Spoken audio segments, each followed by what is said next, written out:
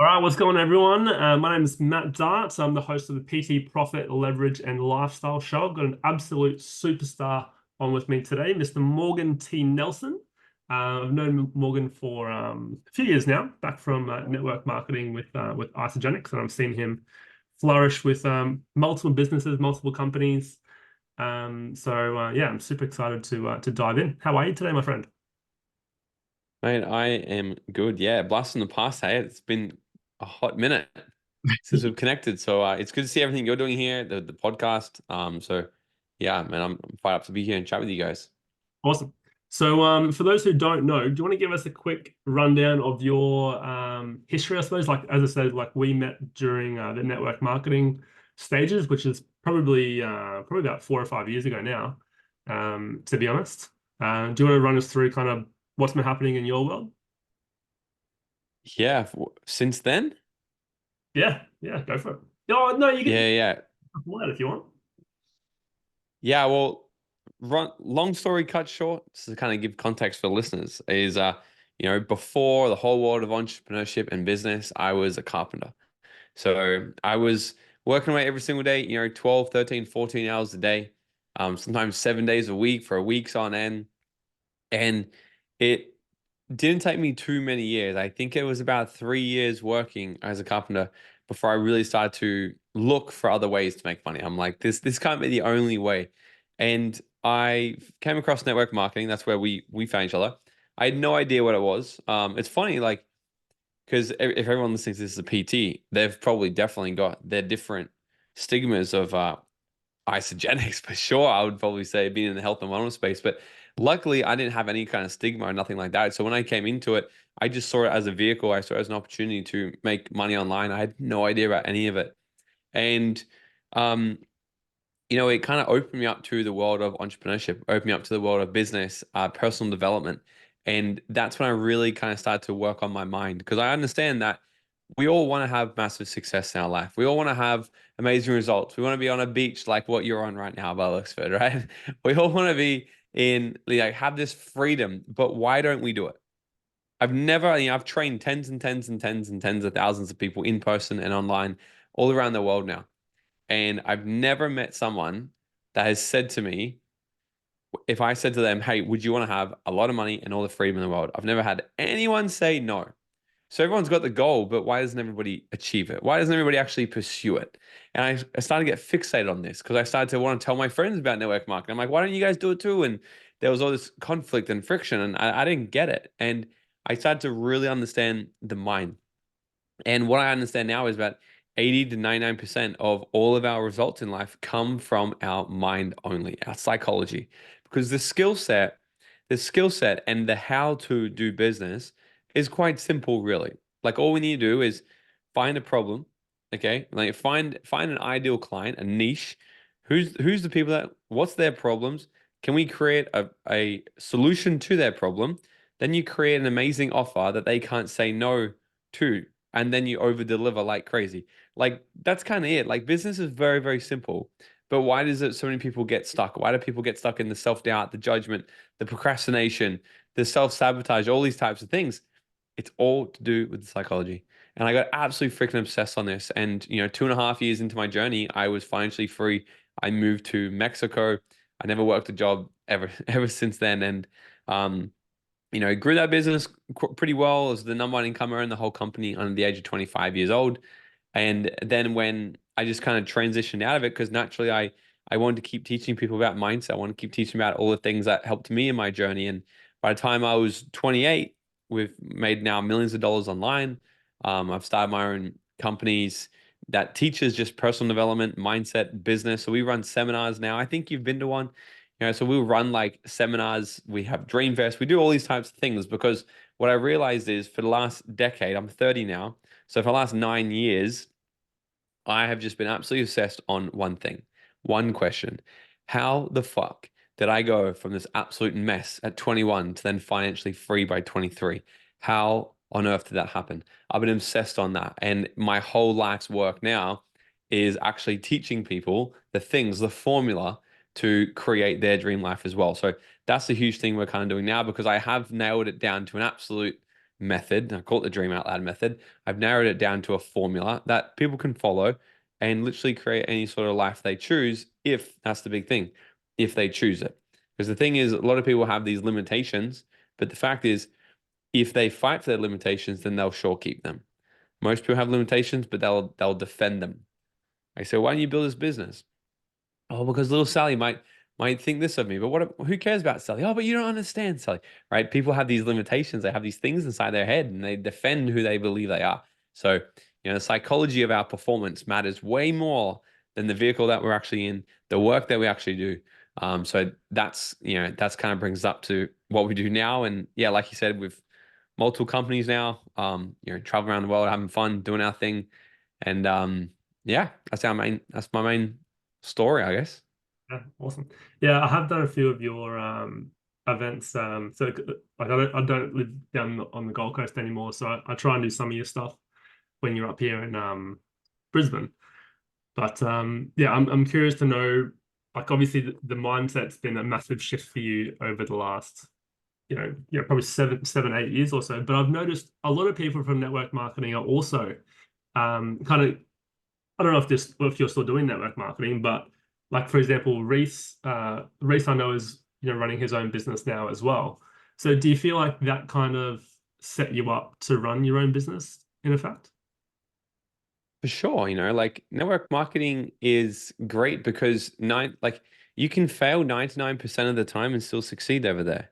So it's like the training wheels for entrepreneurship. And if you look at some of the most successful people in the world, they've started in direct sales, right? A lot of these people, like Warren Buffett, for example, he owns network marketing companies, right? So everyone's got to start somewhere. So I think, if I going back, I was talking with a friend this morning actually about this, and I'm like, I think it's still a great place. It's entrepreneurship breeding ground because uh, you got to learn how to sell. You got to learn how to do marketing. You got to learn systems. You got to learn leadership. You got to learn self-discipline. You got to actually show up for yourself time and time and time and time and time again. You got to, you got to get rejected over and over and over and over and over. So there's all these things that just build your character. So yeah, we look at Reese, like Reese gone and done really well. He's got another company. He's got, I think, 3 or 4 companies now. So I know a lot of people that have started in the network marketing space that have gone on to do huge things because it's literally like your training wheels. So I really don't think there's anything bad to come out of network marketing. But no, I don't build it anymore. I haven't touched that business for about 4 years now. Yeah, very good. So like a lot of people in my audience are working just like solo, so that they run their own business. They don't have a team or anything like that. So what are some of the common, I suppose, trends that you see with people that are running their own business in terms of what's getting in their way? Do you feel like it's like is it limiting beliefs? Is it the stories that they're telling themselves? Or is it the environment that they have? Like, is there some trends that you've seen over your time? Yeah, I see a lot of things, but one thing that will come back every single time is the one thing that pisses most people off, and they never want to actually know it. And it's the person that stares back at them in the mirror every day they wake up. Like most people are in their own way. And that's the reality of it. Um, but you mentioned environment, you mentioned fear. It's a combination of so many things. But let's break it down for a second because fear, there's judgment, there's all these types of things that happen internally for us. Limiting beliefs, sure. All these things could happen, but I like to find the shortcut. I like to find the shortcut. And what they've tested, what they've found out time and time and time again, is that the power of our environment, and we've all heard this. We've heard, Jim Rohn says you're the sum of the 5 people you surround yourself with the most. We've all heard this, but when you actually look at the science behind it, this is insane. So psychologists did this test, and this is the first test they ever did on human beings when they started studying people. It's called the Ash experiment. And they put 4 lines on a board. One of the lines is double the length from the other sides of the lines. And they put 4 people in a room. 3 of them are paid actors. One's a real person. They say to the actors, go in there and circle A, which is the wrong answer.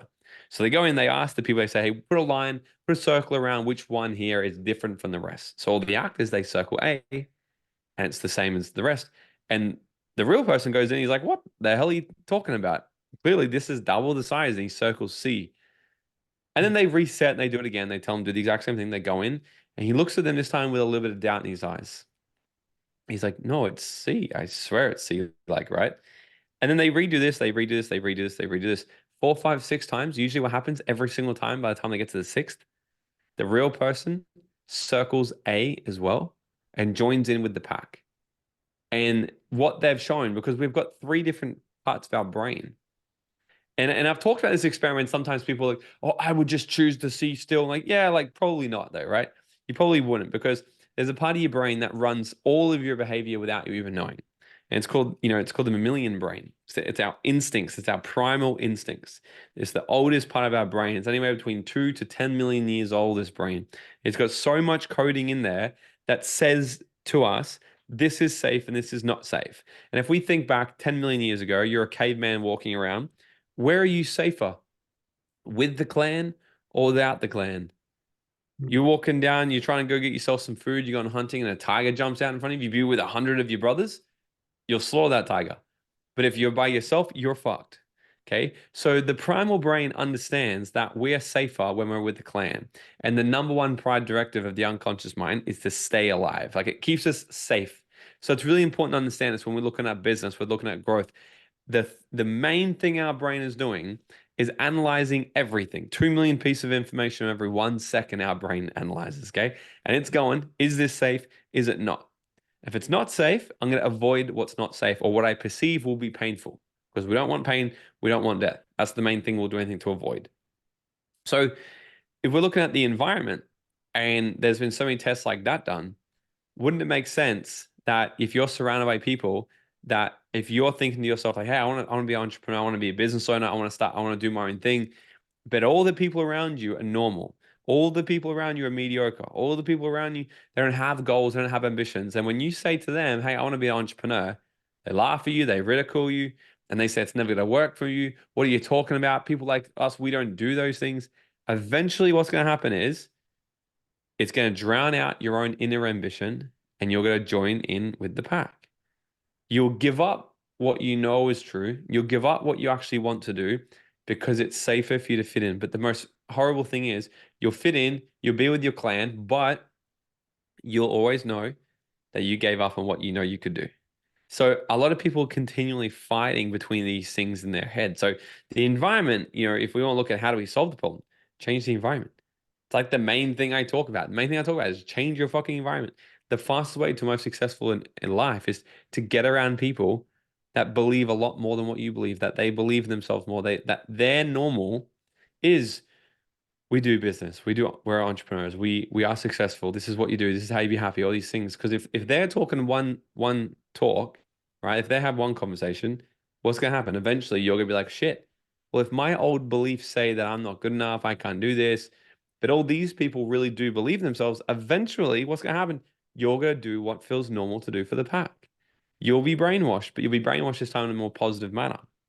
So the environment is the most crucial thing that, keeps people kind of getting stuck. And it's the thing that they're not very aware of. And then if we were to look at the next thing, you said fear. Scared money don't make money. I see a lot of people in the beginning scared to do stuff with their money. They go make their first $10,000, $50,000, and they think they're going to keep it all until the day they die. Like I was literally just before I got on this podcast, I was thinking how much money I spend per month on my health. This month, I think we've spent about 3.5 grand on my health. And that's nothing like big out of the usual. Like, yeah, we bought some extra supplements, but all my products, like we do a lot of shit. And I was thinking, I'm like, I spend nearly a full-time wage on my health. And I thought, well, I can't take the money to the grave. And if I can live longer or get more done out of my days, then I'm happy to invest that. And I'm always like that around my health. I look at if I'm putting money into an asset, it's an investment. But if I'm blowing money at the pavilion on the weekend with the boys, that's a liability. So I'm always happy to invest into assets. And the number one asset, Warren Buffett, number one investor of all time. They said to him, what has been your best investment you've ever made? And he goes, the best investment I ever made is personal development. He invested in a Dale Carnegie program decades ago, and he learned how to sell. He learned influence. He said the best thing I ever did was invest in myself. So, the thing that kills a lot of business owners from the beginning is being scared to invest. So they stay stuck as solo entrepreneurs, the solopreneurs. They try to do it all themselves. They don't invest in mentors. They don't invest in programs, structure, systems, learning. Every dollar I make, I put it right back into the business. When I meet my accountant, they're not too happy about it. They're like, "Oh, Morgan, you spend this much money this month." Yeah, like what's the point? Just like I stack up cash in my business in my account. Why? I don't care. Like I'm reinvesting everything back into marketing, sales, marketing advice. All right, I want to reinvest into my team, get more staff, put more marketing, get more coaching, get more advice. What's the point of just putting money in my bank? Right? It's like not only put it back into the asset so it prints even more cash. Mm. Yeah. So the biggest thing that stops people is, we're talking about the fear of so many things, but it's controlled by the environment, controlled by the mind. But my advice would be for people in here thinking, what's the thing that's stopping them? They're probably scared to invest in that person, in that course, in that event, in that program, mentorship, whatever it might be. And that's the very thing that's actually going to help them get to where they need to go. But, that's what we need to go through. Growth is never going to be comfortable. It's always Mm. going to stretch us. And if the investment to something is really easy, then that's probably a sign that's the wrong thing you should be doing. Yeah. 100%. The one thing that stands out, and I remember when I first started as a PT, when I invested in my first business coach, and I got a lot of backlash from my parents about it, which is, they're just obviously trying to, keep me safe or whatever. But how would you even have those? How would you try and, go towards a different type of pack and leave the other pack behind? You got to locate them. You got to locate them and not be afraid. I think this comes down to a self-trust thing. This is actually what it really is. Like I've learned how to skydive lately. So I've been skydiving solo. It's been super fun. And when I first went and started skydiving, what they do on day one is they put you in a tin shed, 40-degree heat, super hot, and it's just like death by PowerPoint all day long. They're showing you all the ways, like teaching you all the theory, all the ways that you can die skydiving and how to avoid it. So by the end of the day, I was shit scared. I'm like, I don't know if I want to do this anymore. And the next day, I had to wake up and do my first solo jump. I didn't sleep well that night. I called my girlfriend. I'm like, yo, I don't know if this is a good idea. Like every part of my body is saying, don't do this. This is dumb. So I don't know if this is fear or I don't know if this is my intuition. And she's like, come home, come home, come home. Like you trust your intuition. I'm like, just let me sleep on it and I'll see. So the next day I wake up, I'm still shitting myself. And I asked off the question. I'm like, Morgan, what are you so afraid of? I'm like, it's not the fear of falling. Because, like, to be honest, when you jump out of an airplane, you're 15,000 feet above ground. You can't see the fucking ground. That's not, people like, I have a fear of heights. Bro, it's not the fear of heights because you can't see, you're so far up, you can't see the ground. So it's like, it's not fear of heights. It's not really the fear of falling. And then I said to myself, well, what if you don't open the parachute? I'm like, why the fuck would you not open the parachute? I'm like, well, I don't know. I'm having a conversation with myself. And I'm like, why would I don't know why I wouldn't, but what if I don't? And that's when it hit me. I go, oh, so it's not the fear of falling. It's not the fear of, any of this shit. It's the fact you don't trust yourself to do what you need to do at the right time. And I'm like, oh, that's big. And I'm thinking, well, yeah, of course I don't trust it. I haven't done it yet. And it's like I was waiting in my head to get the trust, to get the confidence. But the trust, the self-trust, the self-confidence only comes from first taking a step of courage. Because confidence is built from doing things that are worthy. People feel unworthy to leave the pack and go and hang out with a new group because they don't do things that are worth feeling worthy about. They just do the bare basics. They do the absolute minimum. No wonder you don't have great self-worth. No wonder you're not feeling so proud of yourself because you flop every time. People don't set big enough goals. They don't set things that are literally worth feeling fucking worthy about. So when I did the first jump, I jumped out of the airplane, and when I got on the ground, I just give the biggest scream. I was like, "Fuck yeah!" I was so fired up because it started to reinforce this feeling of like, dude, I'm a freaking badass. I just jumped from an airplane, got myself to the ground with not a scratch. Like, holy shit! And I started to stack these things, and this is what happens. So we can be stacked positively or stacked negatively. And our mind never forgets. Our mind remembers the time, when we say to ourselves, okay, I'm gonna get up, I'm gonna do the morning session, or I'm gonna do the 75 hard challenge. and you're posting on social media, posting, but you get a day 14, day 15, and you're like, man, fuck this. And no one messages you to go, yo, where's your day 15 check-in? And then one day goes past, 2 days goes past, 3 days. No one messages you because everyone's got their own life. And you're like, oh, well, no one even knew. No one knew that I was doing this. But guess what? You knew. You knew that you didn't commit to what you said you're going to do. So it's, a mentor said to me one time, he's like, Morgan, your self-worth, your self-esteem will be determined by the person who you are when no one's around. I'm like, oh shit, man. When the person I am when no one's around, I'm a wild motherfucker, right? And people, because the thing is, you can't ever avoid your own psyche. So if we're thinking about leaving one pack to the next, the reason you're with the pack, the reason you're with the circle is because that's where you feel worthy. You feel good enough to be in that group. The reason you're probably not asking to go to the next group is because there's some sort of self-worth thing there. But that comes because you haven't done things that are worthy. So start setting goals. Start doing the things you said you were going to do. Start committing to the things. Have the integrity. Do the things that are hard. Push past the resistance. Keep going. Do these sorts of things. And over time, you're going to start to stack these habits and stack these memories and these feelings of confidence and courage and pride. And one day wake up and be like, man, I'm a freaking badass. Yeah. Right? So yeah, first thing, like actually locate the group you want to get to, but do a self-inventory check on all the things you've given up on. And because I guarantee you, like the reason people probably stay in groups where they just are tolerated, not celebrated, is because that's the standard they set for their own life as well. Yeah. Yeah. Well said. I think even personally as well, when you say like set goals and stuff, do you feel like, because like obviously it's, you need to obviously have like this huge goal to like create impact and keep you motivated and stuff like that. But do you feel like you also need to set small goals so you can also have small win, small win, small win to build the confidence up, and then that helps you gain momentum to get to the bigger goal? Is that kind of what you're suggesting there? That's 100% what I do. Like I set a vision. I have a vision, then I set just small targets. That's it. Because I'll dopamine hijack my brain because dopamine is connected to winning things. If we can, the more dopamine we have, the more confident we feel, the better we feel, the more proud we feel. But dopamine is released when we achieve things, when we win things, when we celebrate things. So we can recognize things that we've actually accomplished.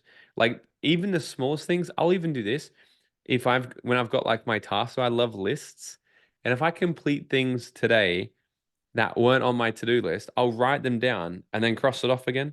Because just the actual crossing off of a task on your to-do list releases dopamine. It's like, yeah, I'm getting shit done, I'm getting shit done.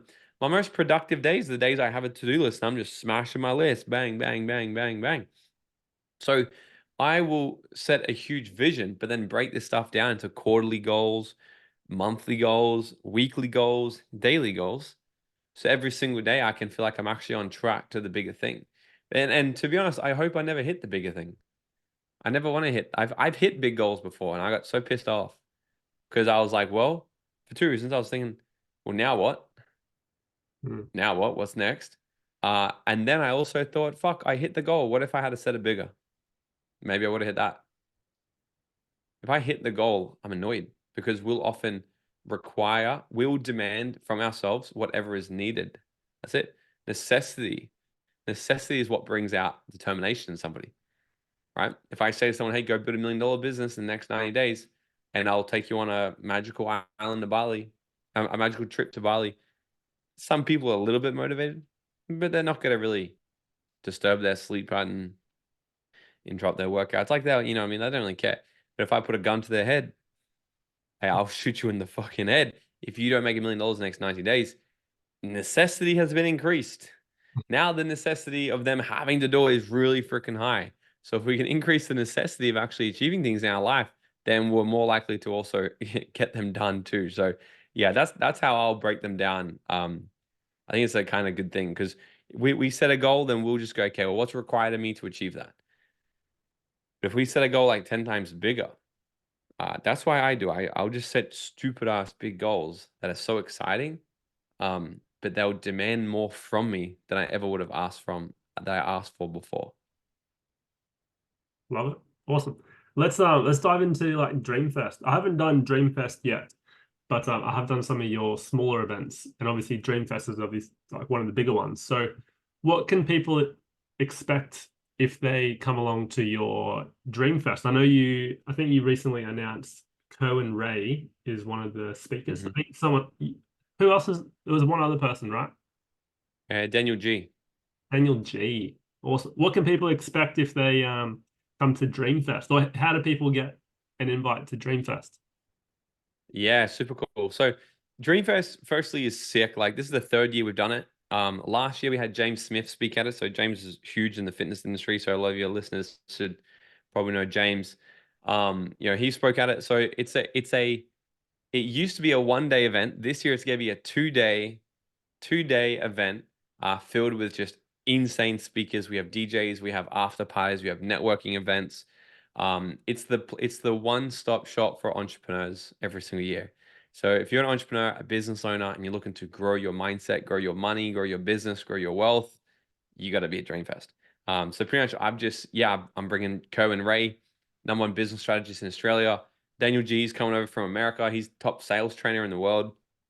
We got #1 sales trainer in Australia speaking. We've got some absolute female boss CEOs. We've got social media gurus. We're AI experts. We've got wealth and money finance experts, e-commerce experts. We have personal training experts. Like it's just crazy. So if anyone's doing business, want to make more money, want to connect with other like-minded people, that's what Dreamfest is for. And I want to make it so enticing for people to get there. So even this year, we're making tickets like stupidly cheap. So like if you can't afford a ticket, then like fuck, that's the reason why you need to be there. That's the whole point of it. But how they can get it, like we can give you a link. I don't know when this episode will be released, but if they get it at the moment, they can join the wait list, and everybody on the wait list is going to get super early bird priced tickets. So we can get in that link. They can hit a link below or something like that. Join the link. It's gonna be on the Gold Coast, September 6 and 7. Yeah, it's gonna be sick. I'll give you tickets. You'll have to come along. It's a sick time. Yeah, I remember seeing it last year. It looked like when James Smith was there. It looked pretty epic. Like yeah, even just being around that type of environment, as you said, it's gonna elevate you just by being in that kind of hype environment where you're learning so many things. And I remember doing a lot of the isogenics events after the event. You're just so pumped to take massive action because you're just surrounded by people that are lifting you Yeah. up. I think just being in that type of environment, like even if it's just once a year to kind of reset and refocus, learn new strategies, um, is massive. Just on like strategy, in cause I know you obviously work with a lot of people on like the business strategy type of stuff. Um, for personal trainers specifically, like obviously there's a lot of face-to-face trainers, but there's also a lot of online trainers that listen to this as well. Do you have any tips, I suppose, for generating a strategy or a structure for business to be able to scale? Because obviously you talk a lot about scaling to have your dream life or your freedom and that type of stuff. Do you have any I suppose tips for that type of stuff? Yeah, like everyone needs you need structure. And I remember my mentor said to me one time, he's like, Morgan, you really want freedom, don't you? And I'm like, yeah, yes. And he goes, the problem is, in order to have freedom, you need to have structure. Because I used to wake up every day going, well, I've created this dream life. I don't set alarms. Every day is different. If I want to work today, I do. If I don't, I don't. I do whatever I want. And no day was ever planned. And he said, that's the problem. You got no structure. So what would happen was the days I would be working, all I'd want to be doing was taking time off. The days I was off, well, I'd feel guilty because I wasn't working. So the moment I started to actually just plan my days, like, Jim Rohn says, never start your day until it's finished. So what I would do is every morning I sit down and I just actually create a plan, and then never start your week until it's finished. So it really started with every single Sunday night. I used to sit down and actually plan my week out. What days am I taking off this week? And that was another thing for me. My mentor used to say, he's like, go and take 2 days off guilt-free this week. I'm like, what do you mean a day off? I don't know I don't know what you're talking about. Like I work every day. He's like, that's the problem. You've been working every day, not growing your business, so do something different. Take time off. started taking time off and I started making more money. Like it's crazy how this, energetic flow of business works like that as well. And so I'd sit down on a Sunday and I'd just plan my whole week out. What are they gonna be my action days? Like what am I doing each day? Um, and I'd plan the whole sort of week, my fun days, my date nights, my activities, this, that. And then once it's planned, I follow the plan. All right. I plan my work and then I work my plan. And this was something I've only implemented in the last like probably 4 years. And it's changed the freaking game, or not just my business, my income, but how I live my life. So I would just straight up start with that, like actually having a solid plan. That way you're then responsive in your business, not reactive. Most people wake up and they're like, what am I doing today? Well, whoever just messages me, I'm going to do this. There's no real plan. There's no structure in there. So that'd be the first thing. And then I would say is, this thing changed my life. Just really figuring out then how to really execute on the day. So I have this thing called my BAM, my BAM, my bare ass minimum. And I actually have a planner I can send to you as well, and people can get it for free. I have my whole 7 day one sheet planner, it's my high performance planner. I've gone through so many planners in the past, and that like productivity planners, and they got like 100 questions for you to answer each day. I'm like, well, dude, it's like a fucking hour of my life to answer these questions. Now I'm just overwhelmed, used all my brain power for the day, and I'm done. So in this planner, it's about focusing on what's most important for the week. Where are you making what's gonna be fun this week? What's gonna be, but then I follow my BAM, my bare ass minimum. So I just write down the 3 things. What are 3 things today? If I did just those 3 things, nothing else, today would still be a very successful day. And I just focus on getting those things done first. Now, if I get them done by 10 o'clock in the morning and I'm not feeling it today, then I take the rest of my day off and I go do whatever the fuck I feel like. At least that way, I still feel good about myself because I did what was the minimum. I did the absolute minimum. And what's also interesting is once we put it on the paper and we say this is our minimum, we can get a lot done in a very short amount of time as well. I used to procrastinate. I used to do a lot of small, useless tasks, right? There's like the 80-20 rule. 80% of what you do will bring you in 20% of your results. 20% of what you do will bring you 80% of your results. So the BAM makes me focus on the 20%. And that's the main thing. I just focus on how can I move the needle these 20% today? And I just keep going. Yeah. Love it. I speak very similar about that because I talk to a lot of PTs about growth tasks. So if you want to grow your business, like it only takes you an hour, 2 hours a week to actually do it. But that 5 to 10% of your week is going to actually have the most effect on the business. So yeah, completely relate. So yeah, I will definitely post the link to the waitlist. The episode will be released next week, by the way. So Yeah, cool. They can jump on the wait list. yeah, cool. And like, I know your social media is going off as well. So where can people find you on social media if they want to follow you? Yeah, come along. Morgan T. Nelson on Instagram. Also on YouTube, I think it's Morgan T. Nelson. So we put out all our podcasts on YouTube. Or in my podcast, they can go Dream Out Loud on any platform. We put out a heap of content just on mindset, business strategy, personal development, interview some gangster people. So yeah, Instagram's the best place, YouTube, podcasts, or come see us at Dreamfest. Awesome. All right, mate. Thanks for your time. Beautiful. Thanks for having me on, brother.